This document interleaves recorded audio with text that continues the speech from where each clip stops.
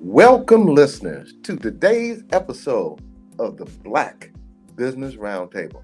I am your host, Doug Blacksher, broadcasting to you live from the city of Diversity, Oakland, California.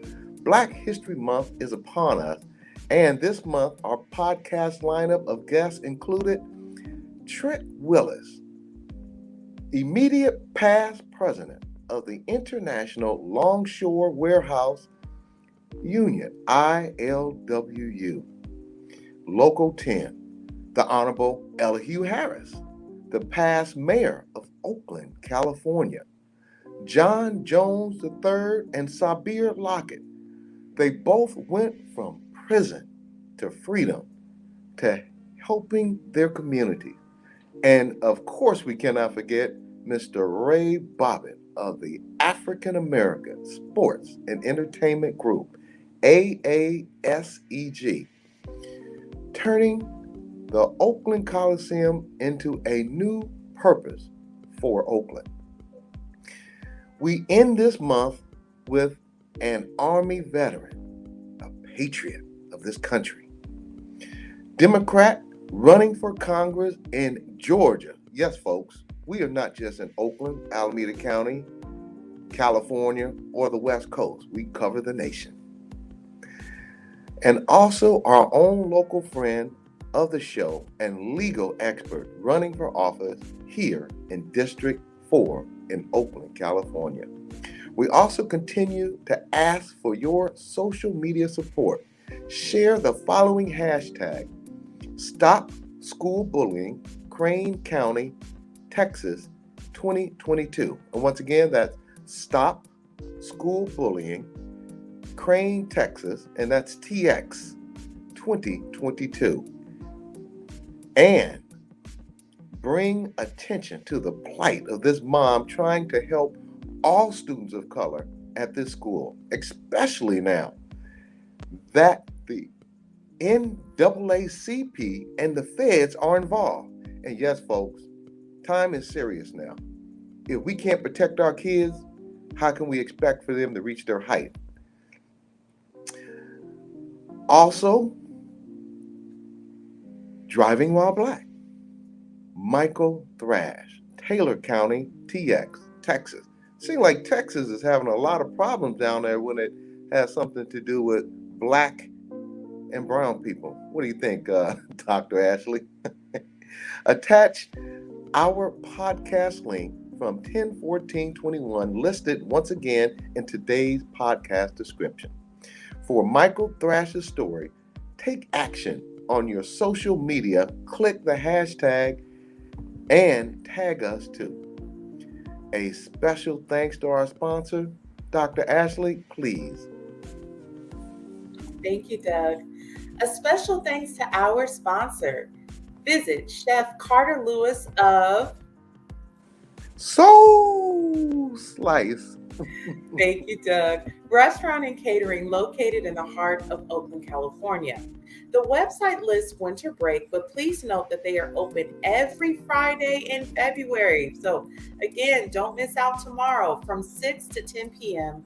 for biscuits and $5 beer, as well as the gospel brunches coming up for March on Sunday, March 13th from 12 to 3 p.m.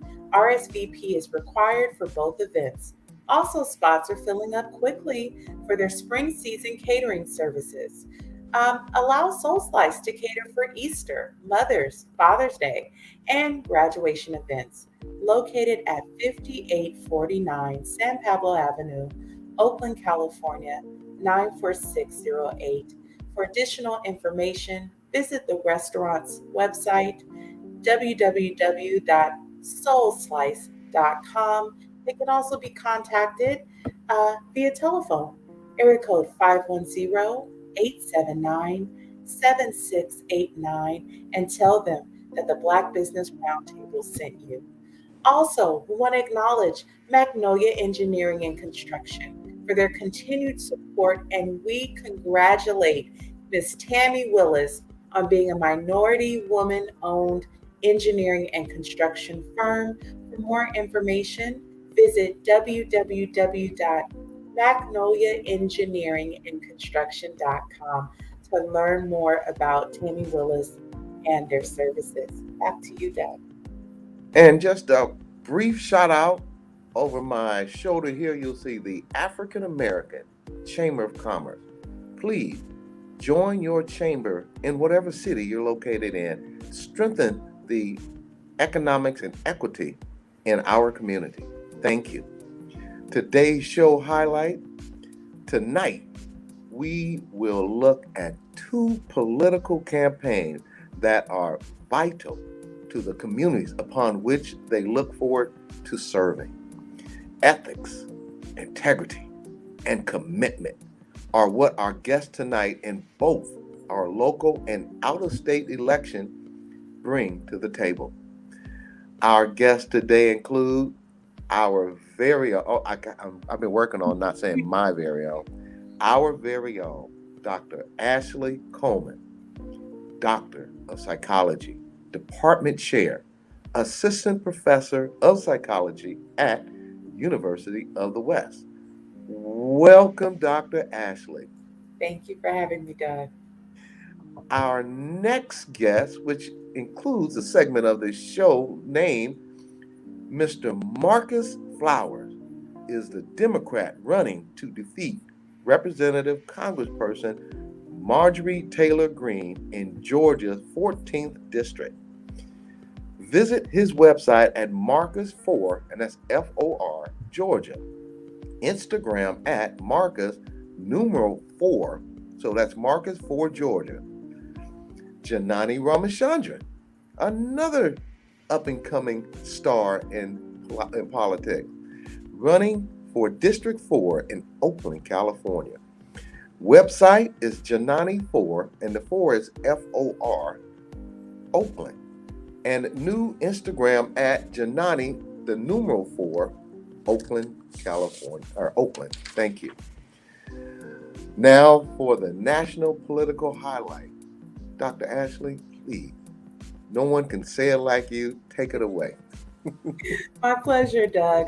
We want to alert our Texas listeners to remind them that the Texas primary election is scheduled for March 1st, which is next Tuesday. Primary runoffs is May 24th. Step up Texas and stroll to the polls next week. Again, Mr. Marcus Flowers, who we'll hear from later on in the show, is a brother, proud Army veteran, husband, father, and patriot. He is a Georgia Democrat running for Congress to unseat and recently out-fundraised Marjorie Taylor Greene. We'll learn more about him in the show, but also you can visit his website as well as his social media platform. His Instagram handle is at Marcus, the number 4, Georgia, or his website, marcusforgeorgia.com. As well, Senator Reverend Raphael Warnock is a Democrat who helped flip Georgia blue and is running again for the U.S. Senate. He is a pastor, advocate, Savannah-born and raised, and a Morehouse man. Learn more on Instagram by visiting his page at Raphael Warnock or www.warnockforgeorgia.com. Miss Stacy Abrams is a Democrat, and she's running to unseat Republican Brian Kemp for governor of Georgia. To quote her, opportunity in our state shouldn't be determined by zip code, background, or access to power. To learn more about her campaign, please visit her Instagram page at Stacy, and that's Stacy with an EY, Abrams, or StacyAbrams.com. Val Demings is a Democrat running for the 2022 Florida Senate seat. And if you'd like to stay updated on Team Demings, text the word JOIN to 77076. This former Orlando police chief is seeking to unseat Little Marco Rubio. And little Marco, as Trump has told you, pack your little bag, put your little Kid Mark tennis shoes on, and scurry on up out of there. Thank you, Dr. Ashley. I love doing that. No one can say it like you, Doug. And Val Demings' tagline is never tire For more information about her platform, please visit her Instagram page at Val Dimmings or her website, valdimmings.com. Back to you, Doug.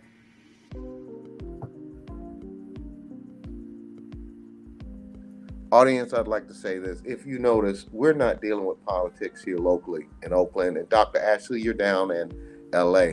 But we're trying to change the demographics all across this nation such that all people get representation.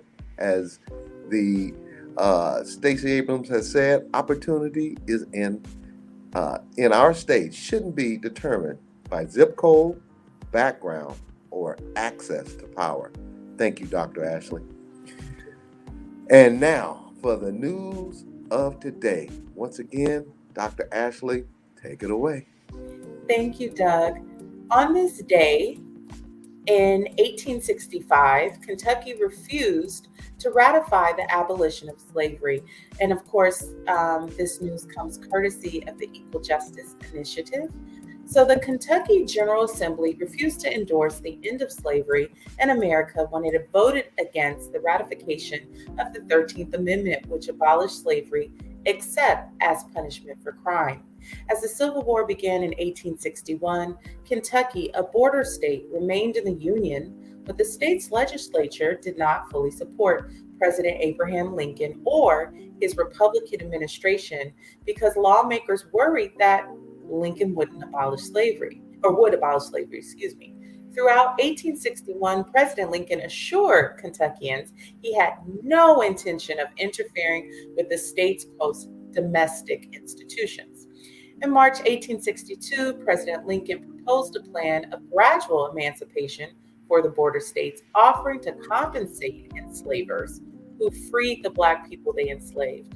When the congressional delegations for the border states turned down that offer, President Lincoln issued a draft Emancipation Proclamation in September 1862 and signed the final version on January 1st, 1863, which applied only to enslaved people in states that were in rebellion and thus allowed for the enslavement of Black people to continue in Kentucky, along with Maryland, Delaware, Missouri, and Tennessee, as well as portions of Virginia and Louisiana that were occupied by the Union. And furthermore, Kentucky legislatures continued to oppose all efforts to abolish slavery in the coming years. And on February 24th, 1865, the Kentucky General Assembly rejected the 13th Amendment. Prominent politicians and other political figures harshly criticized President Lincoln, and members of Congress and the Kentucky legislature expressed their disapproval of the amendment's adoption by siding with the former Confederacy. And again, this is news from February 24th, 1865. Thank you, Dr. Ashley. And before we turn it over to you, I'd like to say to people all across this country, stop taking your voting rights so nonchalantly. As we reach and teach, and as Dr. Ashley read some of the history of this country, people have fought, many people have fought and died for our right to vote. So when it comes time for election, whether you're Republican or Democrat, exercise your right, your freedom to vote. Thank you. Next up, I'm working on our weekly check-in with our very own Dr. Ashley Coleman, Doctor of Psychology. Dr. Ashley, please give us that mental therapy that we so hunger for every Thursday. Thank you. Take it away, please. Thank you, Doug, and thank you. And again, hello to all of our listeners. I'm going to practice what I've been preaching on this show since I've been privileged to be present since May. And I'm going to take a deep breath and I'm going to release. And I want all listeners, if you can sit up straight, we're going to take a deep breath, put our shoulders by our ears, hold it, and release it together. So on a count, and to inhale, take a deep breath. and drop those shoulders. Ooh. Thank you for doing that with me. Today is a heavy day for multiple reasons. Uh, One, I'll tie it together.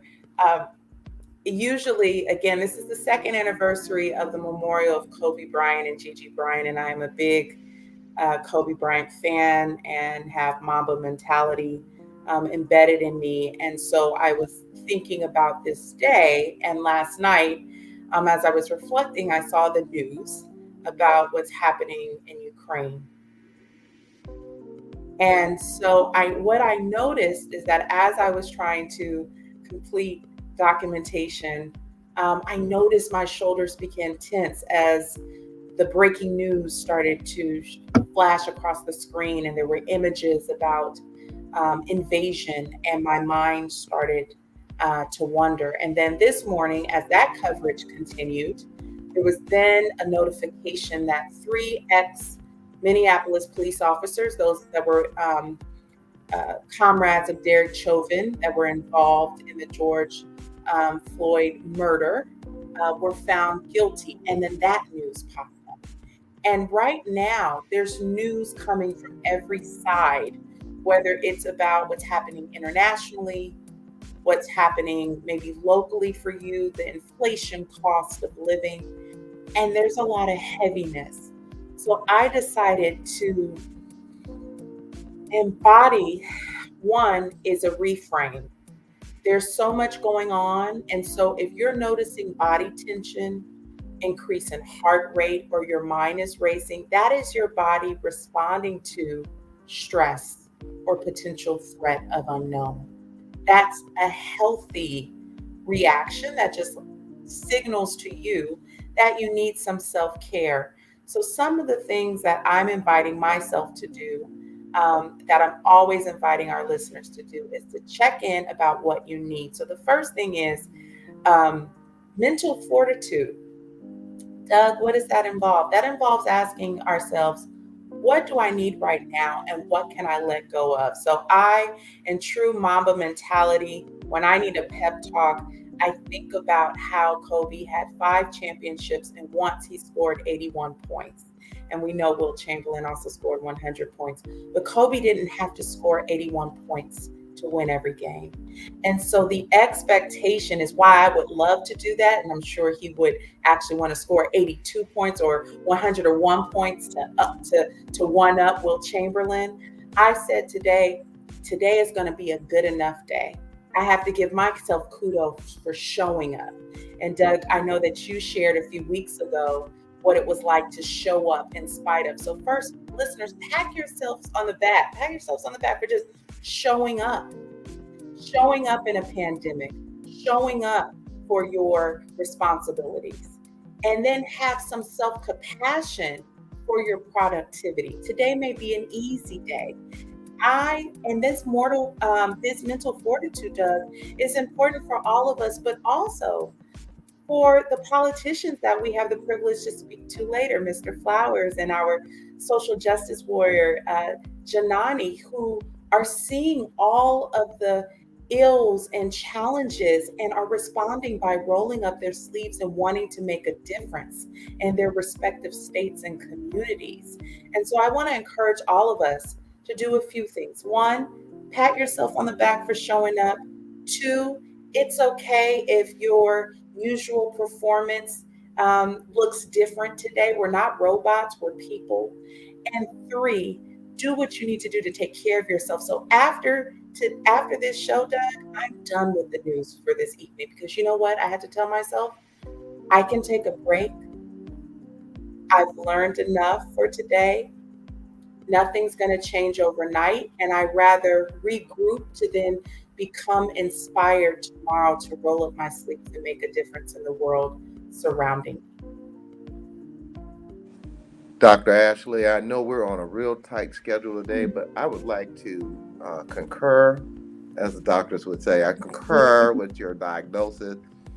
I've had a tragedy in the family. I lost my only sister, Doug Blacksher, and it has been extremely challenging for me. But listening to you and taking your advice regarding regroup Mhm. If I had not taken that advice, I probably would have missed a show or two. But taking myself out of the game and sitting on the bench and saying, hey, regroup, man, put yourself together. And second, which really is first, working with you is a true blessing and God sent. So thank you for all that you bring to me, to the show, and to our vast audience out there. Audience, this is the reason why having a doctor of psychology, a therapist, is critical, not only for the growth, but for the evolution. Thank you, Dr. Ashley Coleman. Thank you, Doug.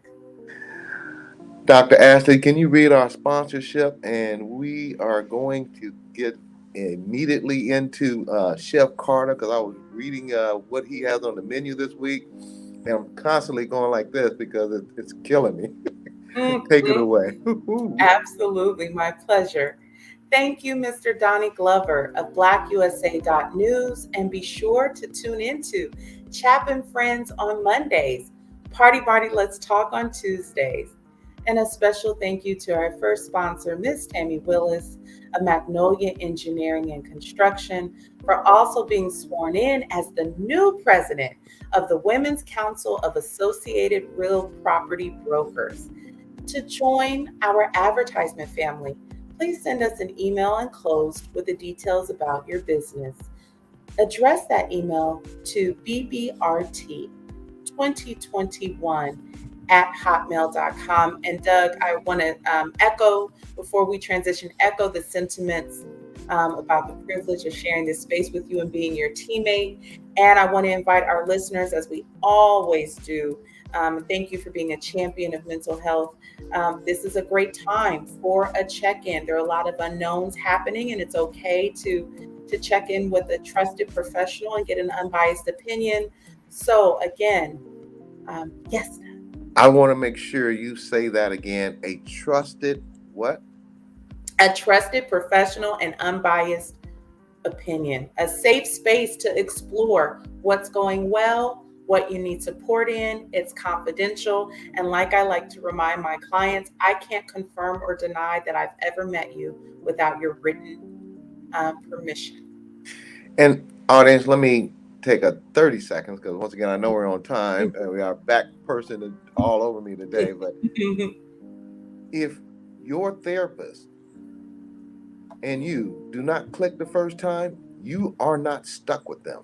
It's Yes. like a dentist. It was like a doctor. Can you briefly elaborate? Because some people go to a therapist and they'll go, oh, I don't need that person. That might not be a good fit. If the glove doesn't fit, you must have quit. Go ahead, Dr. Thank you, Doug. I'll make it quick, but you're absolutely right. It's kind of like a blind date, right? Do you feel safe? Things to ask yourself, do you feel heard and do you feel safe? So for instance, if we go to an urgent care, if we don't feel heard, we don't feel safe, you want to get that second opinion, please use that same approach with a therapist. A lot of therapists are offering free screens or free consults, whether that's 10 to 15 minutes, to give you an opportunity to trust. What's your reaction? Do you want to talk to this person? And if at first you don't succeed, dust yourself off and try again. So I recommend contacting a minimum of 3 to 5 therapists because there can be a waiting list, especially during the pandemic. Please keep advocating for yourselves. And if you need help, split the list in half and have a trusted relative or loved one help call for you to leave messages. Once again, the show would not be the show on the go if it wasn't for Dr. Ashley clarifying why, when, and who needs mental therapy. Thank you, Dr. Ashley. And once again, audience, we're going to give Mr. Chef Carter Lewis his props because I tell you what, I'm dying to get over there tomorrow for pizza and $5 beer. Or biscuits and $5 beer. Take it away, Dr. Ashley. Absolutely. Again, Chef Carter of Soul Slice Restaurant, located in the heart of Oakland, California, 5849 San Pablo Avenue. Oh man, this menu, which again, I'm really jealous. I'm working on seeing green, thinking about what you and others have tasted. So here's a sample: hot cauliflower with grilled broccoli on rice, hot links, beef or vegan, with collard greens and soul sauce on rice, Cajun shrimp with fried okra on rice, cornmeal fried chicken with grilled broccoli on rice, oxtail stew on grits. Chef Carter, that's what I'm coming for. Hot soul wings with celery on grits. Oh, and did we mention their specialty take on pizza? Soul Slice Pizza features soul food on a handmade, light, thin, malay, and wheat flour crust. Try this one: cornmeal fried chicken, charred collards, garlic, smashed potatoes, cheddar cheese, and barbecue sauce on a biscuit crust. Soul sweets include apple crisp, peach cobbler pizza, sweet potato pie pizza, and cocoa rice pudding. And that's not all that they have to offer. Top it off with beer, wine, and spirits by Black owned entrepreneurs. Again, run, don't walk to Soul Slice and treat yourself. Mm-mm-mm. Thank you so much for making me hungry. I have listened to this menu every week, and I tell you, audience, the food is magnificent. I literally mean magnificent. Moving forward, today, Mr. Marcus Flowers, the brother running to unseat Marjorie Taylor Greene and return order and decorum to this congressional seat in Georgia. Dr. Ashley, please introduce this magnificent candidate who's going to bring Georgia out of the 18th century back into the 21st century. Thank you. Thank you. Army veteran, Patriot, Democrat, Mr. Marcus Flowers has spent his entire career defending the United States. First, he served as an active duty member of the U.S. Army, followed by more than 20 years as a contractor or official for the State Department and Department of Defense. Marcus has spent a decade in combat zones around the world and has worked on 4 continents. He has seen firsthand the damage done by extremism and disinformation, and he will not let Marjorie Taylor Greene take us down the same path here in America. Her conspiracy theories may have made her famous, but they haven't done a thing to help people in this district. Marcus's values are those of this district: loyalty, duty, honor, respect, service, integrity, unity, courage, and fierce love of America and its Constitution. Marcus swore an oath at 18 years old to, quote, protect and defend that document, and he lives by that oath daily. Marcus believes in bipartisanship and bridge building and does not believe in vilifying political opponents. He is pro choice because he does not believe the government should be allowed into people's bedrooms. He cares deeply about health care, the environment, equality, social justice, education reform, veterans issues, supporting our military, voting rights, and dozens of other issues on which Americans fundamentally agree. Marcus is encouraged and inspired by the volunteers and grassroots donors who have already joined his campaign. With that kind of army, we cannot lose, and this comes courtesy of Mr. Flowers' website, marcusforgeorgia.com, and we welcome Mr. Marcus Flowers to the show. Welcome, Mr. Marcus Flowers. I would like to personally thank you for stepping into this race. It's a political race in Georgia's 14th district. Mr. Flowers, why did you decide to enter this political race, and what was the pivotal moment that initiated your decision to run for this congressional seat? Thank you, sir, and thank you for coming on the show today. Well, first and foremost, thank you for having me. I love the work that you guys are doing. Keep it up. It's important work. Thank you. Thank you. Now, to take you into why I'm in this race, that's kind of a long story. So I hope you got a little patience and time to hear me out on this one. I'd like to say you take as much time as you need, because I have been watching this lady down there destroy not only your state, but helping destroy this country. So take your time, sir. I'm going on mute. Well, as a doctor said in that beautiful introduction, I've served this country since I was 18 years old. 46 now, so almost 30 years of service to the country. As a soldier, defense contractor, and government official. And, for the majority of that time, it was all about the service of the country. I've always considered myself apolitical, nonpartisan, however you want to see it. It was about doing the work, as a logistics professional and a compliance professional as well, which is a fancy way of saying I'm an auditor for the U.S. government, or was an auditor for the U.S. government before I resigned. But what really got me to thinking about politics and activism is when I saw George Floyd being murdered at the knee of a police officer. My granddaddy was a sheriff in rural Alabama. I'm from Troy, Alabama, the birthplace of John Lewis. So I'm another boy from Troy. My uncles were police captains who followed in my grandfather's footsteps. My dad was a teacher. Uncles who served in the military, that I followed their footsteps. So I knew that's not what America was supposed to look like. So after the murder of George Floyd, I watched as a misinformation and disinformation campaign that had really been going on since before the 2016 elections. I watched as that grew louder and louder over the course of that summer. And I watched Marjorie Taylor Greene playing a part in that misinformation and disinformation campaign. I watched all of her wild conspiracy theories before she swooped in, bought a primary in our district, and ran unopposed in the general election and won. But on January 6th, I was sitting at home working that day, doing telework, and I watched as American police officers were being beaten with an American flag. And a Confederate battle flag was being paraded through our Capitol rotunda. An attempted coup on the very heart of our democracy, the citadel of our democracy. I watched as that unfolded.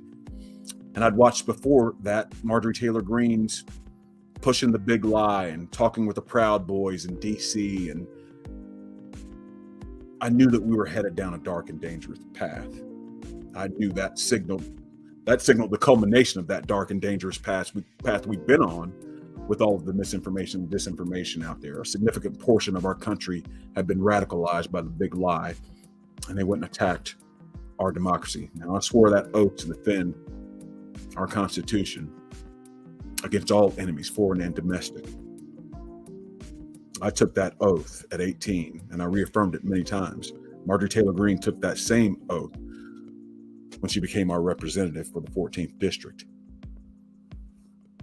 The very next day, I called my supervisor and I resigned my post as a government official to run against Marjorie Taylor Greene, because she didn't take that oath the same way that I took it. That oath was for life. And that's why I'm here. And that's why I'm doing this. Let me just tell you something. Let me be perfectly clear, audience.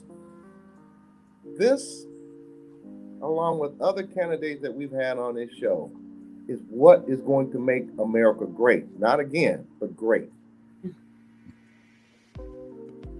For those both inside and outside of Georgia, can you share what areas, counties, cities, Georgia 14th District includes? Thank you, sir. Georgia's 14th is a large district geographically. It includes 11 counties, from Floyd County, which seats Rome, which is probably the largest city in our district, all the way up into the north where we have Dalton. We also have parts of Metro Atlanta due to redistricting, with Powder Springs, Austell, Paulding County, with Hiram and Dallas, Georgia. So our district is quite large geographically. I'll tell you, we got a lot of towns here, but here's the important thing that I want to get across to the people here today. As I get out in this district, And I travel from one side to the other, which takes about 2 hours in rural Georgia to parts of metro Atlanta to kind of traverse the district. And I knock on doors and I talk with the people here about things that matter with them. I sit down with our local leaders, our mayors, our city councils, our board of education members, and we talk about the issues that matter to Georgians. And what I'm finding out, and I'm going to tell you this also, I don't always know if I'm talking to a Republican, an independent, or a Democrat, but we talk about the issues. We have those hard conversations. And with the GOP, what I know here is about 40% of the GOP are embarrassed by Marjorie Taylor Greene. And this is a very red district. All of the Democrats and independents are embarrassed by her. We have a chance in this race, and we're going to be able to do something that no Democrats been able to do in this district. And that's go up on the Atlanta television market, get our message out to the people. Not only, are we knocking on the doors and talking to everybody, we have a great ground game. Our field organization is blanketing the district, and we're talking to people about what matters to them. And they're letting me know that they're embarrassed by Marjorie Taylor Greene and they want real representation. They want to tackle housing issues. They want to tackle education issues. They want rural broadband. They want infrastructure and jobs in our district. These are the issues that matter. They want real representation. And I've been a servant leader my entire career, and I plan to give it to them. Well, Dr. Ashley, let me say this before you fire up that next question. Sure. Sir, I will start about 4 years ago, I traveled around the country looking at SBA, Business Administration, and I was a government contractor. Listening to you, you have a toolbox of information that is ready to hit the ground running, boots on ground. I think you know that term pretty well. Absolutely. So, Dr. Ashley, I'm impressed just listening to you articulate all the things that are needed, not for one group of people, but all people. Thank you, sir. Dr. Ashley, please. Thank you. Can you share what are some examples of newly enacted Georgia voter suppression laws that are hampering voters in Georgia's 14th district next election? Now, when we talk about this new SB 202, which is I call it the voter suppression bill here in Georgia, Georgia was the proving ground for that. Now, we had the most secure election of our lifetime. I can tell you that right now. This was the most secure election. And I'm an auditor. Compliance is what I do. We audited the election 3 times, recounted by hand. Our Republican Secretary of State certified the election. This was the most secure election. And let me tell you one other thing that people don't know. The rules that were in place here in Georgia now were the rules that the Republican legislature put in place before. So now why all of a sudden are those same rules not good enough when Democrats elect 2 Democratic senators and Senator Ossoff and Senator Warnock, and we elect a Democratic president? Georgia is truly blue now. And when we elect Stacy Abrams to governor, we will be completely blue. But here's the thing that's problematic about SB 202. The moving of drop boxes inside businesses that close at X amount of time. When people who, let's say they work shifts and they can't make it to these businesses who may close at 4 or 5 o'clock in the afternoon. That's problematic. The ID requirements on absentee ballots. Not all people have printers who can print off copies of their IDs. And the most ridiculous one that everyone hears about is, providing water to people who are waiting in line. And I'm pretty sure all of you saw in the last election how Georgia voters would wait online for upwards of 11 hours just to cast a ballot. We're going to push back on these voter suppression laws as hard as we can. I know future Governor Abrams and a lot of the activists here in Georgia are also pushing back on these as well. Hopefully they won't stand, but being a boy from Troy, having John Lewis as my idol, I would love to see the John Lewis Voting Rights Advancement Act pass. And if elected to Congress, I will do everything I can to ensure that that happens. Well, before I fire off this next question, I have to tell you that I watched the Stacy Abrams Suppress movie, or it's Suppressed. You know what I'm talking about. I know what you're But we went around Oakland and Alameda County showing that movie to potential voters, expressing to them how in certain areas people can vote in 5 minutes in Georgia. Yes. I'm talking in certain about areas. Yes. And wait a minute. And that includes parking the car. Then they showed areas in Black and brown communities. Brother Flowers, it was ridiculous. 11 hours. Oh my God. 11 People hours. they were doing like tag team in line, go eat, and somebody would come take their place. That is crazy. And limiting drop boxes. I didn't even mention that. Limiting drop boxes in certain places for people to drop off their ballots. You know, we see the same thing, the same playbook in Texas now, where, you know, counties like Harrison County with Houston having one drop box. That's ridiculous. It should be easier to vote. Easier to vote. Well, that's what I was explaining. And it was Stacy Abrams. It was a documentary on voting. And that's what I meant to say earlier. It was and I'm sure you've seen it, but you tell Stacy Abrams that we got y'all back in Oakland, California, in Alameda County, in the state of California, and now all across this nation. Audience, I humbly ask that if you know anyone in Alabama, that's Troy, Alabama, you call them and you tell them to vote for Mr. Marcus Flowers in Georgia, the 14th district, because a lot of people, specifically Black people, have migrated to Atlanta, Georgia, and Georgia because of the new opportunities. And while I was there, you guys are doing some wonderful things in there. And this woman is taking us backwards. So I commend you, and hang in there, brother, because we got your back out here in California. Well, she's dangerous, and you know we're doing the work every day, getting the word out and talking to the people. You know, this campaign is going to shock a lot of people all over the country, and you know I get why people look at Georgia and see Marjorie Taylor Greene and think that's who we are, but it's not. The people of this district are kind, generous, and caring people. They care about the issues. They care about each other. We're going to show that by having a representative who reflects the people of Northwest Georgia. Mr. Congressman Flower, oh, excuse me, you haven't won yet. I'm already anticipating a win. For those, we got you, and we're going to be pushing on this show. We're going to mention your name and this race every show. For those constituents, Mr. Flowers, for those constituents in your state, perhaps disheartened with politics, politicians, and the entire process in general, what can you share to encourage participation in this upcoming election, to welcome all, no matter your political affiliation, to work together and take part in this political process? Thank you, sir.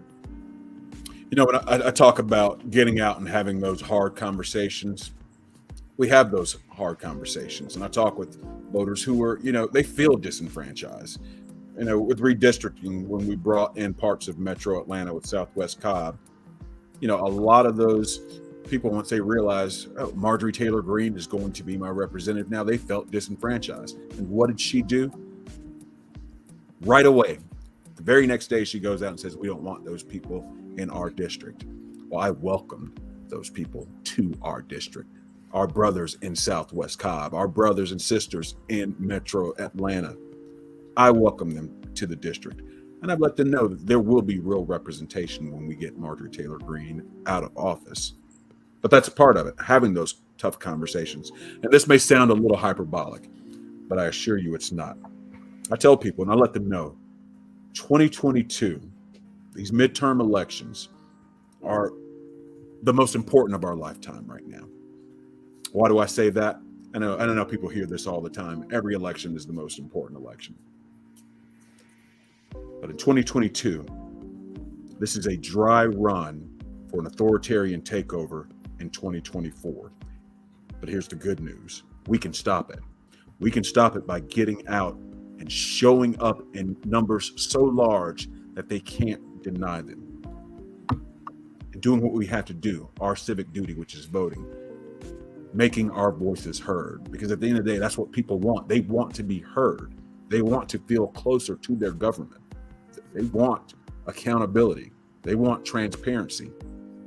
And someone like me who's done this my entire career, who's fought fraud, waste, and abuse my entire career, I will provide that transparency to the people of Northwest Georgia and to the country, quite frankly, because Congress belongs to everyone. Thank you, sir.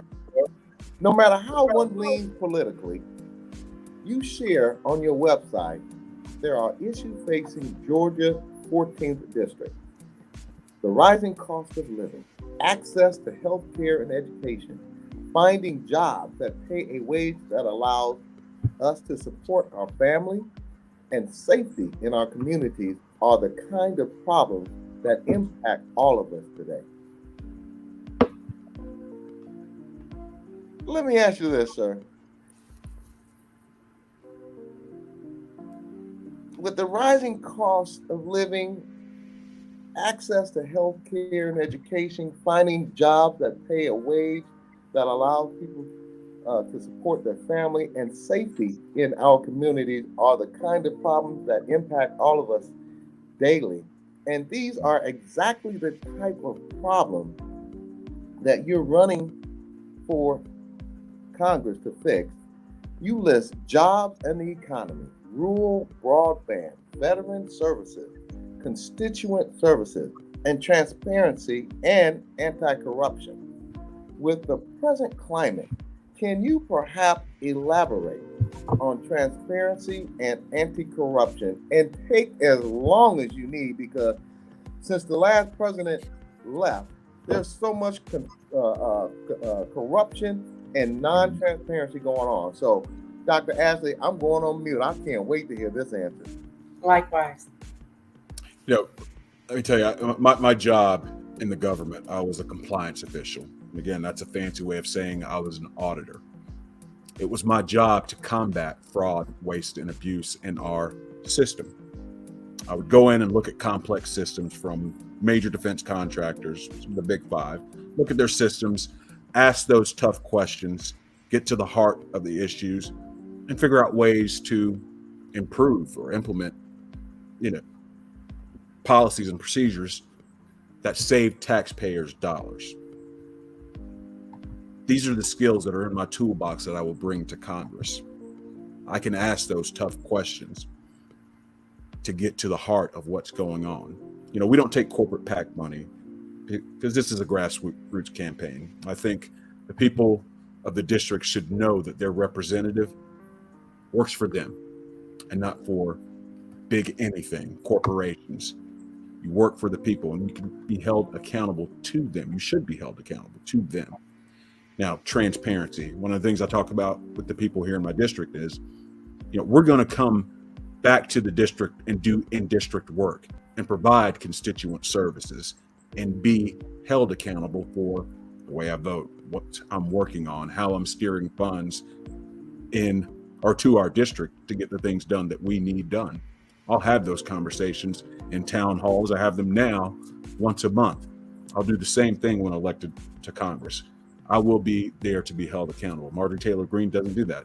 She doesn't even have an office in the district. She doesn't know what in-district work means. I don't even think she knows what constituent services mean. That's the job. That's how I see it. I'll perform it the way I've always worked, transparently, and I'll be there with the people, working with our local leaders, working with our city councils, working with our clergy here in the district, and our activists and organizations and private businesses to get the work done. It's, leadership by committee. All of those people should be involved in getting things done for our district. Well, Marcus, and may I call you Marcus, Congressman? Yes, you may. Please do. Janani Ramachandran just came on. She's running for City Council District 4 in Oakland, California. I'd like to introduce you to her. She has Hi, been Janani. our legal expert. And fire off the next question. I want to be sure to thank you for your military service and the sacrifices you have made for our country. Are there any comments you would like to make to share with our audience today? Look, it has always been my pleasure to serve this country. There's no greater honor for me than to be able to serve my country. I want to continue that service. And if anyone would like to help, just go to our campaign website, which is www.marcus4georgia, all spelled out. And come on, if you're outside of our district, we can use people to do phone banking, call and make phone calls. If you're in our district and you're watching this show, come on and knock doors with me. I go out and knock doors. That's my favorite part of the campaign, is getting out, talking with Georgians. And they're so pleasant here. This is my first time ever running, so I haven't experienced anything different, but I hear from a lot of other candidates that they're afraid of knocking doors, but not here. I've been welcomed by everyone at their doors, and people love having that conversation. And they're excited to see someone who wants to represent them actually coming and talking to them about what it is that's important to them. I do this every day. I enjoy it. Well, let me say this, and let me be clear. Since Janani's on, Janani and I walk with her, but I had our dog out walking with her. It's people like you and Janani that America needs, not these people who come in here with an agenda to divide and conquer.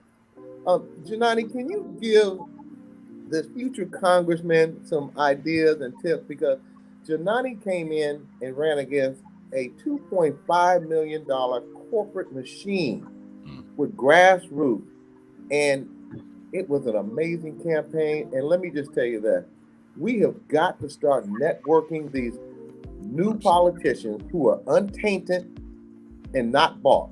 Janani, share some strategy, since you're on the line. Share some strategies with this congressman, because we need him, we need you, and audience, we need you out there to start thinking how you can make a difference in your community to improve the politics which controls the nation. Thank you. Thank you, Doug. Thank you, Dr. Ashley, and honored to chat with you, Marcus. Thank you. I'm so excited for you to defeat Marjorie Taylor Greene. You have now, I think the country feels that way too. And one thing I just want to highlight is your comment about one of the best parts of campaigning really being knocking on doors, because that was certainly the most exciting part of the campaign for me too. I think there's this ability to get caught up in politicking drama behind screens and people being unnecessarily the darker side, the less kind sides of themselves behind screens and on telephones and whatnot. But when you show up at someone's door, there's someone with raw honesty, sharing exactly how they feel with nothing to lose. So that was a wonderful part of my last campaign, and going to be a major part of this one too for Oakland City Council. Doug, get your sneakers on and ready to walk the hills this time. That's it. Get out there and do the work, and that's the part I enjoy. That connection that comes from meeting people at their doors, and those, as you said, those unguarded moments where they'll let you know exactly what they're feeling because they're in their environment, and you got to be ready to have those conversations. But I do enjoy them. I really do enjoy them. The getting out and doing the other events and the politicking part, that's not my favorite part. It's connecting with people. That's really what it's all about. And it's about service. I've always been a servant leader, and I want to continue to be a servant leader. And I think people appreciate that when they hear the ideas that I, plan to bring to Congress. Dr. Ashley, let me get you to chime in on. Well, actually, I want to defer to Janani. Oh. Janani, before, because she's actually departing early today. Janani, give the floor to you if you have another question before you leave us today. I did. Sorry, I just got into conversation, didn't get to my question. But, one thing that was really a struggle for me as a first-time candidate last year was dealing with lies and the lack of truth. And my question for you is really, especially in the kind of political dynamic that you have to deal with in your district, how do you intend to keep your hopes up high and to spread love to defeat those lies? I'm just going to continue to be myself. When I first got into this a year ago, I didn't know what I didn't know. I'd always heard politics is a dirty game. And as I was saying earlier, I'd always been apolitical, kind of stayed out of the political fray. And it's partly because I worked for the government and I was bound by Hatch Act and couldn't be too outwardly political. But, now I've gotten a lesson in, to expect that. But that's part of one of the larger themes in our campaign is pushing back against that misinformation and disinformation and giving people the truth, being open, honest, and transparent. That's all I can do. I continue to be me. Dr. Ashley? Yes, I just want to first echo Janani that thank you, Mr. Flowers, for your answer. And it reminds me, Janani, of some of our conversations after your first campaign. And I'm curious too, just impromptu question, continuing to be yourself, but how do you shake off the character attacks, the criticism? What does that mental regrouping and fortitude look like for each of you? Is that for me? For you and then for Janani. Yes, I'm sorry, Marcus. Yes, for you. What does that look like specifically? Janani is going into a District 4 campaign, definitely rose above character assaults, but what does that regrouping process look like? My life has been a series of uphill battles. That's one more. At 11 years old, I spent some time in a children's home because my family, like many families, not only in our district, but across the country, faced some extremely tough times. But that gave me a kind of a toughness, having to deal with kids who made fun of me for not having great clothes or great shoes, kids bullying me because I didn't have my parents around. That makes you tough. That gives you perspective, So I learned how to deal with those bullies and, lies and things like that at a very young age. I've spent a decade in combat zones. Marjorie Taylor Greene and her ilk pushed the last guy out of the campaign. He dropped out because of the personal attacks on him. But Marcus Flowers was not built for backing down. Truth will always prevail. If God can bring you to it, he'll see you through it. And God brought me to this decision. He put me where I am today. And as he said, no weapon formed against me shall prosper as long as I have him on my side. Being a man of faith, I have to believe that. Well, let me be clear here. You're gathering up votes every time you open up your mouth with all this powerful talk. Janani, how much time are we working with you? I have a couple more minutes. This is such an engaging space, and Marcus, do you have time to stay on? Because I'm sure got a few more minutes. Yeah. We want to keep our audience enlightened on fresh, new perspective candidates who aren't funded by corporate billionaires to divert what the constituents, not only in the city, county, and state, but for this country. Janani, can you explain how you were able to keep your head up, even though they were throwing some gut blows that were just, to me, that were staggering in regards to your character assassination, so that our future congressman will know how he is going to prevail and how you are going to prevail as we move these bought politicians out and get true leaders in our communities in. Thank you. I think it's connected to the question of big corporate moneyed interest. Who are the people spreading these lies and why are they doing it? It's nothing about me or my background when it comes to it, but it's the fact that I've fought and still am fighting for living wages, affordable housing, climate justice, working families. That is the reason why they're inventing these lies. So I truly believe you're not born with a thick skin, but it comes to you based on life experiences. And the past year was most certainly one of them in teaching me that none of those lies, I cannot take any of those personally, because I know where they're coming from and why they're coming at me. Dr. Ashley. It's a sign of fear. It's a sign of fear. When they're afraid of you, they're going to try and run your name through the mud. I mean, there's been whisper campaigns about me and this, and that's Marjorie Taylor Greene and the conspiracy theories and the QAnon trolls. They're out there. I know that. I've seen it. It's not going to deter me from my mission. Dr. Ashley, can you give our audience a going away conversation about this gentleman, this future congressman, this true representative of the people? Thank you. Absolutely. So, Mr. Marcus Flowers, you have a growing list of supporters, and so just some select: Ambassador Andrew Young, Votes Vets, Senator Jen Jordan, No Democrats Left Behind, The Collective, Representative Eric Swalwell, and the Congressional Black Caucus. Additionally, you have a number of events coming up. Again, they're listed on your website, but we just want to highlight a few. One, Marcus Flowers Phone Baking, virtual phone bake, an opportunity for our listeners to make calls on Mr. Flowers' behalf.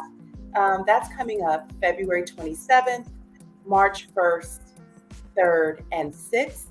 Also, Meet Marcus virtual town hall hosted from Rome, Georgia, Tuesday, March 8th at 6 p.m. Eastern Standard Time.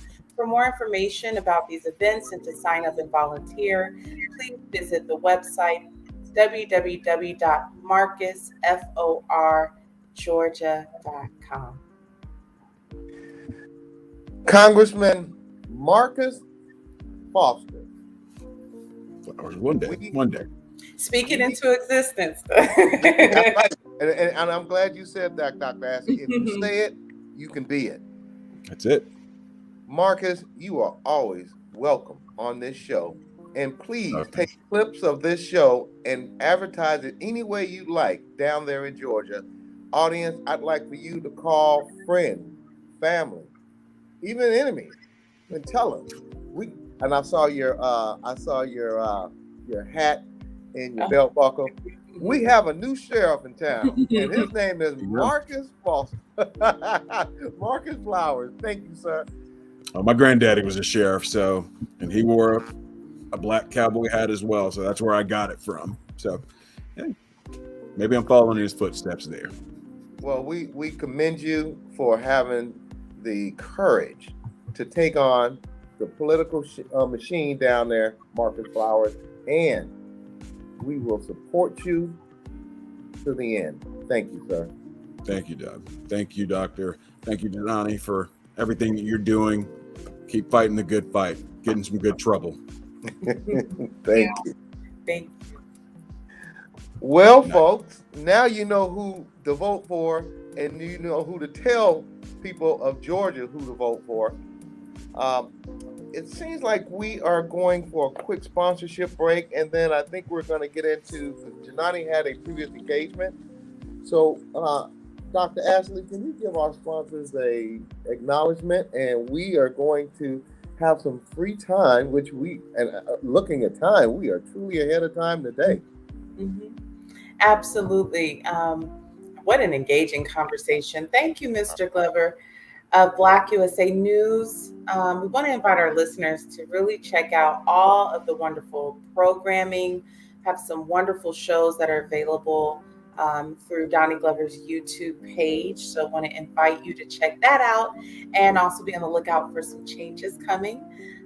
Again, RSVP And join Chef Carter Lewis every Friday in February for amazing biscuit sandwiches and $5 ice cold beer at Soul Slice. And on Sunday, March 13th, please join Chef Carter and others for the Gospel Brunch. This is located at 5849 San Pablo Avenue, Oakland, California, 94608. Please RSVP through their website, www.soulslice.com, or by telephone, area code 510-879-7689. Support a local eatery in the heart of California, Oakland, California. And also remember, a lot of spring events are coming up, and so consider Slow Slice an option to cater. And also learn more about Ms. Tammy Willis, owner of Magnolia Engineering and Construction, by visiting the website www.magnoliaengineeringandconstruction.com. They want to be a part of growing with the community of Oakland, California, and connect with the company now on all social media platforms. And finally, to join our advertisement family, please send us an email enclosed with your company's details and address it to bbrt2021@hotmail.com. Doug, back to you. Dr. Ashley, two things. Mm-hmm. First off, you have a soothing voice, whether you're talking to your patients or to the audience or to me first. Thank And you. audience, I want to share this with you as I'm transitioning on to really get my arms around my sister not being here. I've had people, therapists, tell me, hey, you should take some time off and heal. But audience, you are my family. It's my job to come on every week and to do my best to inform and to educate. Because just like you have a broken leg, you go see a doctor for medicine. Just like you have a cavity, you go see a dentist. It's my job to come on and make sure that I enlighten and inform, because some people I've heard say that they look for their weekly dose of Dr. Ashley and who's going to be our next guest, whether it's going from prison to director of corporations or having mayor candidates running to better our community. But I take pride and I look at it as being my job. So over the last couple of weeks, sometimes I'm slipping and fumbling around, but if I didn't come here to be a part of this magnificent platform, thank you, Donnie Glover, BlackUSA.News, I don't know what I'd be doing. So thank you, and audience, thank you for understanding and helping me get through by helping us get through. Dr. Ashley? Absolutely. And thank you for those words, Doug. And again, just reframing and regrouping purpose. Purpose is something that can really propel us in times of challenge. And what really stood out to me, there's a lot that Marcus Flowers said, and it was such a pleasure to have him on. And as always, Janani, but he talked about being a boy from Troy, Alabama, getting into good trouble. So that reframe of taking challenge as an opportunity to develop a new solution. And so with that in mind, and with it being Black History Month, wouldn't it be nice? We want to acknowledge our ancestors being the pioneers that they are. And so I just want to acknowledge some items that were created, that were invented by African Americans, and just to give our audience an opportunity, those who are African American or not, but to be proud. Let's reframe some things to be proud of this month, again, in the face of challenges. So just a few things to list here. Folding cabinet bed, potato chips. I'd like to have a word with that person. So for all of you snackers there, gas mask, protective mailbox, blood banks, right? And currently our nation is actually having a shortage, they said, of blood. Ironing boards, home security systems, 3-light traffic light, refrigerated trucks. I'm going to scan down lawnmowers, the modern toilet, rotary engines, corn planters, disposable syringes, radiation detectors, automatic fishing reels, the ice cream mold, another person I'd like to have a conversation with, pressure cookers, portable pencil sharpeners, fire extinguishers, hair brushes,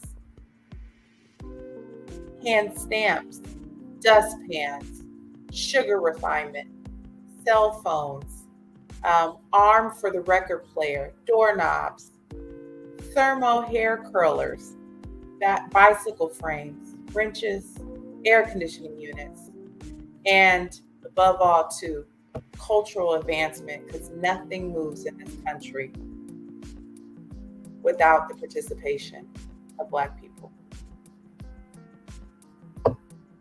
Dr. Ashley, you have definitely enlightened me. That was quite a list. Audience, as you can see, America is great because we all participate. America is great because all the citizens in this country, Black, white, Asian, Hispanic, and others, participate. Audience, this is our last Black History Month broadcast and moments of discussion for the month of February 2022. This show with Marcus Flowers and Janani Ramachandran was outstanding.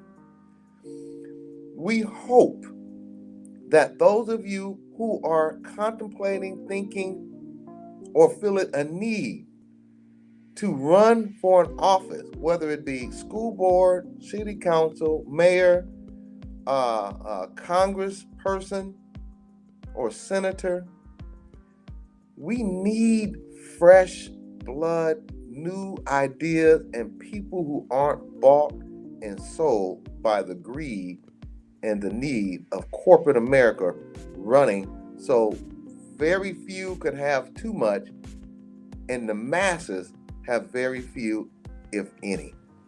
So the two candidates that you saw today, and I'm going off script, Dr. Ashley, because we don't have enough people like that who are running. And it takes courage to get out there and run. It takes courage to get out there and knock on doors. It takes courage to want to make a difference, but the rewards are magnificent. Dr. Ashley, can you give those who are on the fence of whether they should run and would it be important, can you give them some psychological ammunition that will help them say, hey, you know what? I'm scared, I'm nervous, but as the U.S. Army says, this country needs you. Thank you, Dr. Ashley. Oh, thank you. And Doug, that's such a great question. I think before making any decision, especially something as important about contemplating a political campaign, and this can expand to other major decisions in life, is to count the cost. So, in psychology, in lay terms, we call that pros cons list. In psychology, we call it a cost benefit analysis, but really being honest about what are the internal resources that you have to cope? What are the external resources that you have to cope? What is your support system like? What are the financial implications? As Marcus and Janani really detailed, do you have the time, the blood, sweat, and tears and energy to go door to door? What's your purpose for running? What is the outcome that you're hoping for? And what's the change that you see an opportunity to serve and to become a solution? And I think in that process, it really involves community. So really contemplating, again, do you have the resources? Who do you need in your corner in order to make that happen? Who can you consult with? Are there any, again, politicians that you have connections with to get their lived experience about what a campaign is like?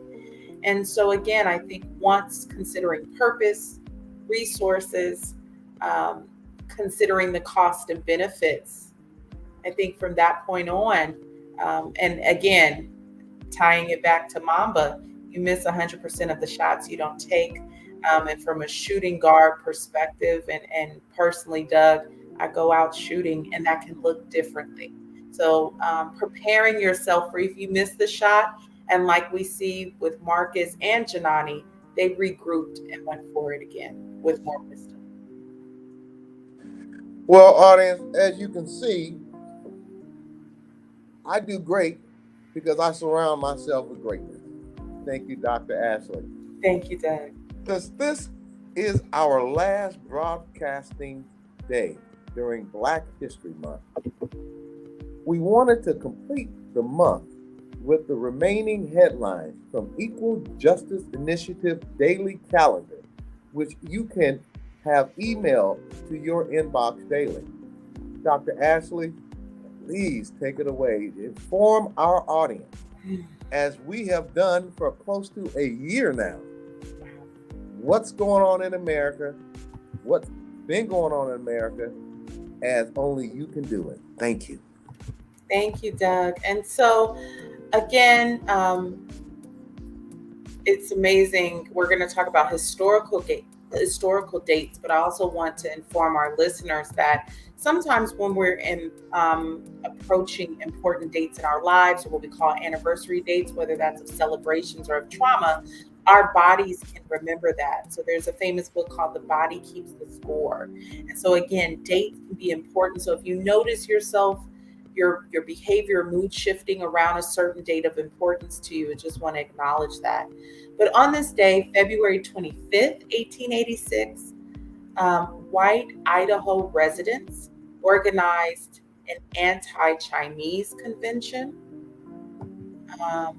Also, February 26th, 2012, we lost Trayvon Martin in Sanford, Florida. And again, it is unbelievable that we are approaching the 10-year anniversary. And as I noted in my opening statements, and we're still dealing with the aftermath of the, George Floyd decision. As I mentioned, the other police officers were charged. The Ahmaud Arbery decision. Again, since Trayvon Martin, even beforehand, but when we talk about a resurgence in this country of Black men and Black women being killed, it's amazing to think about what comes up. And when I read that, I thought about being one of the only African Americans in my cohort in graduate school, and having a conversation with Dr. Elizabeth Burke, who was my cohort member who's been on the show, and us really debriefing with one another, but shedding tears about that, and being in class and no one really understanding, about that impact. Doug? I got to ask you a question, and I would like for you to share this with our audience. And it's an easy question. When you found yourself to be the only African American, not just person, but woman, what gave you the strength, the fortitude to keep pushing forward? Because we talked to Dr. Newell and we talked to Dr. Banks, and they expressed their what kept them motivated.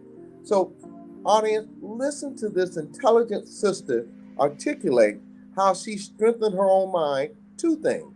First, to make it through, and second, to be a beacon of light for people coming behind her. Thank you, Doctor. Wow, that's I'm humbled by the question, and I'm smiling because it probably started 2007. I moved to Los Angeles, and for 2 years, I was the only Black person in my cohort in graduate school. Right. So again, starting graduate school right before President Obama was elected. And I've been fortunate to have very supportive parents who poured into my dream, but who also knew that they had a very determined, read that as stubborn, only child that said, I wanted to be a psychologist. I've always wanted to listen to people. It's such a privilege here to be with you, to listen to our panelists. And I don't take the privilege to listen to others lightly, because I understand that that means that they trust me. That means that there's safety there. And many times I wanted to quit, whether that was a master's program, the graduate program. I too am a woman of faith. I've had many conversations with God about this, but he always told me it's an assignment. It's an assignment. The ability to listen to other people is a gift, but it comes with an assignment. And Doug, I'd be lying if I told you that when I was in graduate school, I saw myself being a professor. I knew I loved to teach, so I knew I would do it at any level. But in my role as being a department chair, and now I'm the emeritus chair because Dr. Burke is the chair right now, as I'm focusing on clinical work. But I've crossed many paths with many young people who just needed someone to believe in them, that maybe didn't have the parents, didn't have the mentors, that, have humble beginnings. And so when I'm in those situations where I have the privilege for my students to say, I don't know, Doc, do you get it? Like, do I get it? Yes, I get it. I'm from Oakland. I get it. Where people have dreams and preservation, but broken hoop dreams, and had to make a way and settled and revise their career and said, I'm going to make it for my family. And so I think that I just think about, what's your why? I'm a Pelotoner, so there's one of my favorite instructors says, you can do hard things. And then I would always draw back on Nelson Mandela. It says, it always seems impossible until it's done. And I want to piggyback off that, audience. When I transitioned from transportation into construction and to teaching, I had many people around me saying, you can't do it, can't be done. And you know what I did with those people? I cut them loose. Mm-hmm. If you are going to make it, and this is before I got really involved into understanding the psyche of being making it. People who tell you can't do it, or if they don't want to be a cheerleader for you, an advocate for you, get rid of them. Fast. Now, Dr. Ashley, please elaborate on that, because without even going to therapy, one thing I know, that your best friend, your wife, your husband, your kids, I'm not saying to get rid of them, but put them in the back seat or in the trunk until you get to where you know you're going to be, because those people will let the air out of your tires quicker than an enemy. Dr. Ashley, can you elaborate on that, please? Thank you. Absolutely. When you're on a journey, you have to figure out who's traveling alongside you. And sometimes the journey can be longer or heavier because the baggage is, we can have our own self-doubt we're trying to work on. That's when we're supposed to draw from our community. But I still have a note that my Aunt Ree gave me years ago on paper when she poured into me, but she was actually one of the first people to have talks with me, and might I say, get me in trouble for talking after my phone curfew. That's for our younger listeners, when we used to have call waiting and back in the day. But I digress, but I still hold on to the words of supporters. But Doug, there are people that aren't in my life anymore. I wish them well, that couldn't understand the journey I was on. But I'm fortunate to have a lot of girlfriends who are go-getters. So again, we were studying together, encouraging one another together. But how can you go far when two are not agreed? So yes, if someone's saying you can't do it, and let me say this too to the older generation, and So much wisdom comes from them. But sometimes I think some of our elders can have so much pain of the dreams that were not materialized and how they sacrificed. But one of the things for Black people, we're supposed to want our succeeding generations to go farther than us. So we got to check our jealousy or envy if you see your child, your grandchild, your niece, or your nephew going further, because that, and don't worry, we're going to pay homage. You know, I'm young enough and old enough to say thank you. But sometimes that critique comes from watching. And that's what's so discouraging sometimes. Doug, I see you. I know. Girl, I on this show, audience, we keep it live and we keep it real. Right. Can you say those two adjectives about player hater PhD, player hater people with player hater degrees, player hater, and the jealous people, and those people who, now, Dr. Ashley, when I see someone trying to be successful or working hard to a goal, I get on the bandwagon and say, hey, if I can't do anything else, let me bring you some water. Mm-hmm. Let me make you lunch. Let me shine your shoes. Mm-hmm. But then you have that segment of the population that will pull you down like crabs in a bucket. And I want you to elaborate, and audience, I'm elaborating on this because some of your closest friends, family members, etc., they will defeat you before the opponent. And I mean defeat. They will not motivate you. They will not encourage you. So, Dr. Ashley, please, once again, hammer home that surround yourself with people who say, yes, you can. Not, man, that'll never happen. Thank you, Dr. Ashley. All right. Well, one of my favorite poems is Langston Hughes' Harlem, What Happens to a Dream Deferred. And I think for so many people, unfortunately, when they see their dreams deferred,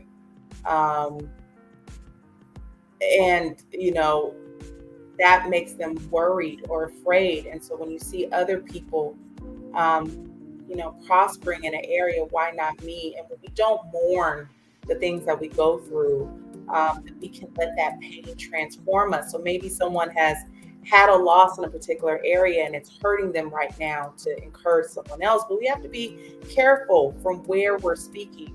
But again, support is so important. And if you can't give verbal support or the support of presence, like you said, Doug, I'm like you, I'm a cheerleader. I show up. And if it's not words of affirmation or encouragement, showing up with water or presence, then just remove yourself, seek distance, heal, and then try to re-engage with the person. But I see so many people, doubt or be afraid because they're waiting for other people to give them permission to pursue their dreams. And I think that's what's harmful, is that sometimes you have to step out on faith, like Mr. Flowers said, step out on faith, and then the supporters or the people will catch up, but waiting for people to give you permission. Audience, as you see, I'm hammering home this, and I liken this, before we move on to the next subject, I liken this as if I'm driving a cruise ship in the middle of the ocean, and I see someone ship sinking. Now, me by nature, I'm going to say, hey, let me throw you a lifeline and pull you to shore where we can patch that hole where water's coming in that's flooding your ship. Now, if the ship that I'm trying to help does not want to help itself or help me help it, then I'll have to say, well, look, I'm going to cut this rope and I'm going to come back around when you're ready to be helped or you're ready to help me. But cutting the tie to that anchor that's sinking not only their ship, but your ship is so important.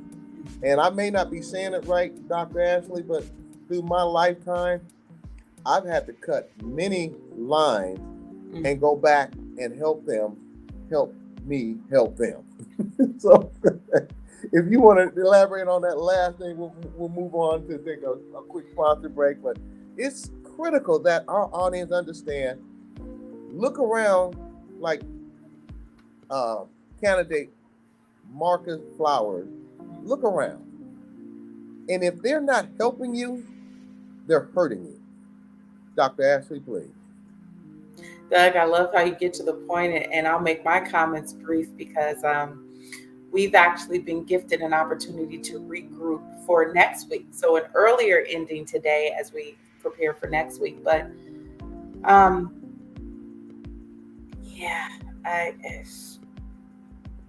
disconnection, sometimes it's temporary. It's never not without pain. But I do think that, again, it's okay to choose ourselves. And that can be, again, really painful. In many collectivistic cultures, we love our connections and we assume responsibility and obligations. And again, but just sometimes it's seasonal too. Just wanted to say, sometimes we need to lean on other connections for different things.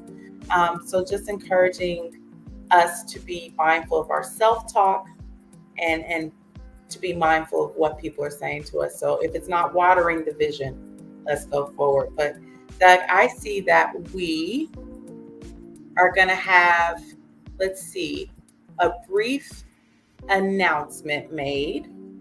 And then we're actually going to end. So we have an impromptu. So let's see.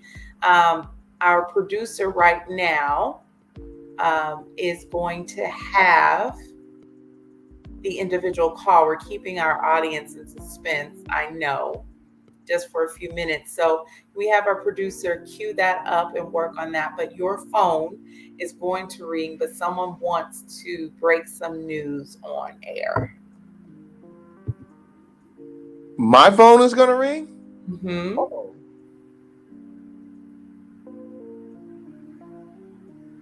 Wow. Well, while I wait for that ring, I continuously encourage not Oaklanders, not Californians, but all Americans. Whatever you do, surround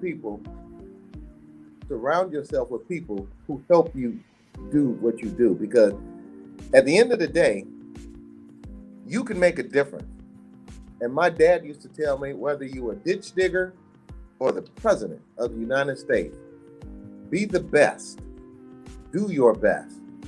Because if you are a janitor and you don't clean up well, the president won't look presidential when he comes into that office and he has guests. So every job is important. And those of you who get on top, I humbly ask that you reach back. And I'm specifically talking about Blacks and African Americans. We need more mentors. We need more parents in school. Like down in Louisiana, they were having issues with some of the kids. And as soon as those mom and dad came down to that school, it was almost like a miracle came. Yes, indeed. Doug, I got a nudge to see, is your phone ringing? I'm looking at it. No, it's not ringing. No, it's not ringing, producer. I can't wait. I'm excited now. Well, I was thinking that it was Soul Slice bringing something to eat. Man, again, I haven't had many experiences of jealousy, but that definitely is one. I just can't wait to try those oxtails. Uh-oh, the phone is ringing. Okay. Hold on, audience. I'm going to check it out and see who it is. Hello? Miss Kay Barrett, how are you? I am excellent. This has been a fantastic show today. Thank you. Very much so. Thank you. And Kay Barrett was a previous guest on our show talking about traveling. So we thank you for that. And we wonder, how are you doing? I'm doing just great. Okay, well, Dr. Ashley, she just made me smile so much. I'm ready Yes, so it's my understanding that Ms. Barrett has an announcement about scholarships. Oh, take it away, Ms. Barrett. Yes.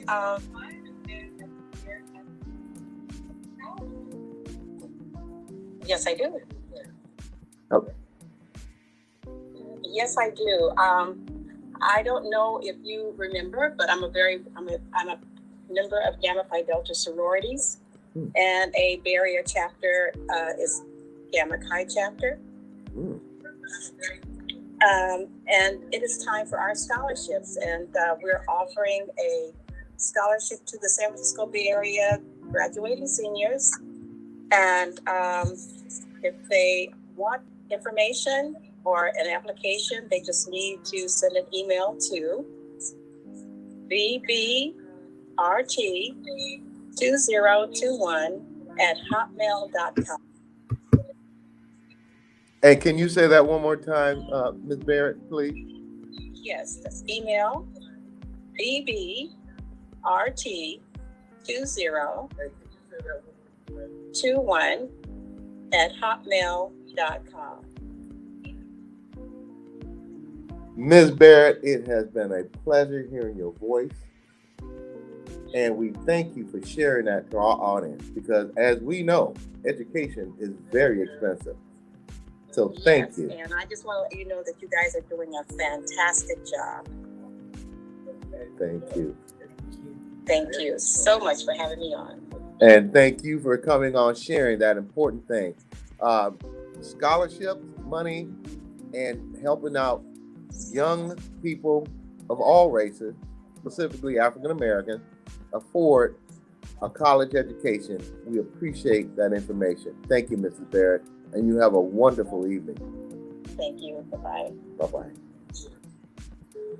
Well, audience, as you can see, on a good note, we have participation from everywhere in anticipation for the success of our young people in America.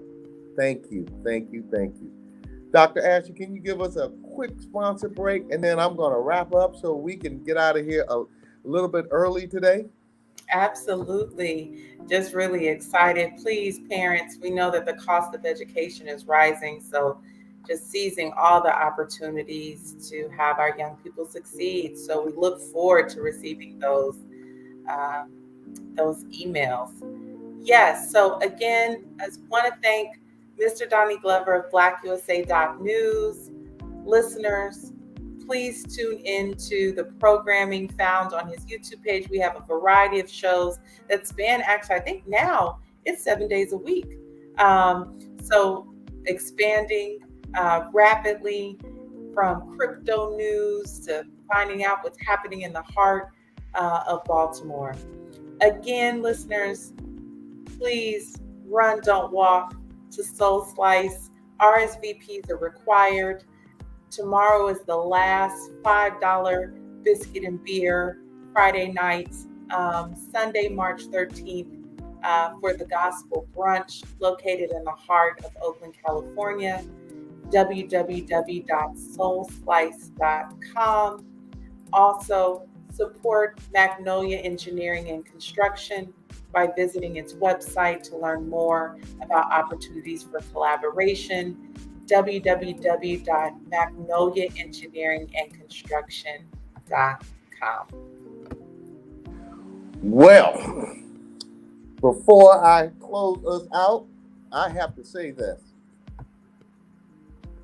Mayor Libby Schaaf of Oakland, California, we have an opportunity for the African American Sports and Entertainment Group to be the first Black-owned NFL team and Black-owned WNBA team in the nation here in Oakland, California.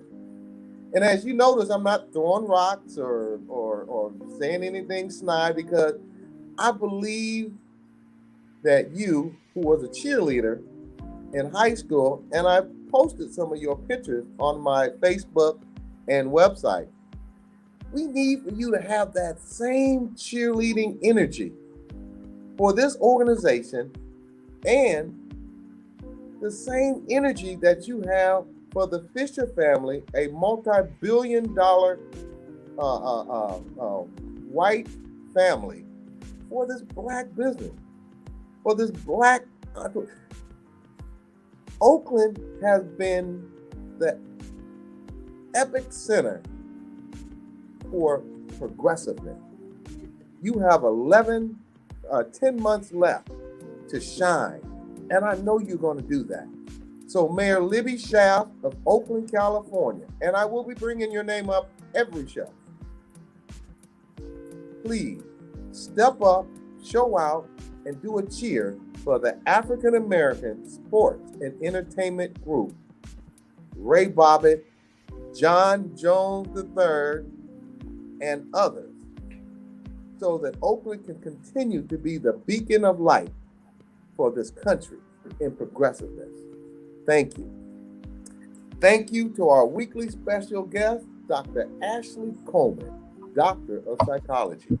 We are glad to have Janani Ramachandran Esq, our grassroots fighter of human rights and candidate running for Oakland City Council District 4. See more of Janani via her website, Janani4, and that's FOR, Oakland.com, or on Instagram, Janani4, and that's the number 4, Oakland. Thank you again to Mr. Marcus Flowers, our future congressman who's going to usher out that terrible Marjorie Greene out of that Georgia, which has given Georgia a black eye. So Marcus Flowers, let me be clear, brother. We got you every week, and we're going to mention your name every week, because just meeting you today, I know you are the right person for the job. Learn more for Marcus Flowers running for Congress in Georgia, and visit his campaign at Marcus, the number 4, Georgia, or Marcus4, and that's FOR, Georgia.com. Thank you all for your appearance on the show today. And we hope that you will come back and continue to educate our growing audience in the future. A special shout out. Johnny Glover, I don't even have to read this. You are changing media for all people in this country. And we appreciate the opportunity that you've given us, not only on this platform, but other shows that you are backing in time. Donnie Glover of BlackUSA.News and current sponsor Soul Slice and Catering with Chef Carter Lewis. And our condolences go out to you, Chef Carter. We know your grandmother passed away. That's why you haven't been on the show. But the way Dr. Ashley is reading those tantalizing meals, man, when you get off the plane, I'll come pick you up and take you to your restaurant so we can get it cracking again. And our very first sponsor, Magnolia Engineering and Construction. Tammy Willis, you are a trailblazer, and I personally know all the hours that you put in every single day to up your game, whether it be an auditor on the board, and you know, our previous person on there, Marcus Flowers, said that he was an auditor. So Cammy, if you decide to run for something, let us know. We're going to support that too. But all the great work that you're doing in Oakland and Alameda County and in the state and in the country, you're being a beacon of light to young sisters and brothers out there of yes, we can. To join our Black Business Roundtable advertising family or to be a possible guest on the show, reach us via our email, bbrt2021@hotmail.com. Once again, that bbrt2021@hotmail.com. Please include your company name, address, website, company phone number, and social media info to our email address. And that's, once again, bbrt@hotmail.com. Dr. Ashley, I know I've taken this we were supposed to get off a little bit early, but I am so excited about having candidates on this show who is going to make a difference, not only in our communities, in our city, our county, our state, but in this country. Thank you, audience, for tuning in. And remember, together, we can listen, we can learn, and we can share, because I know you care. This is Doug Blacksher of the Black Business Roundtable, and Dr. Ashley Coleman, my ride or die soul sister. God bless, and good night, and thank you. We'll see you next week.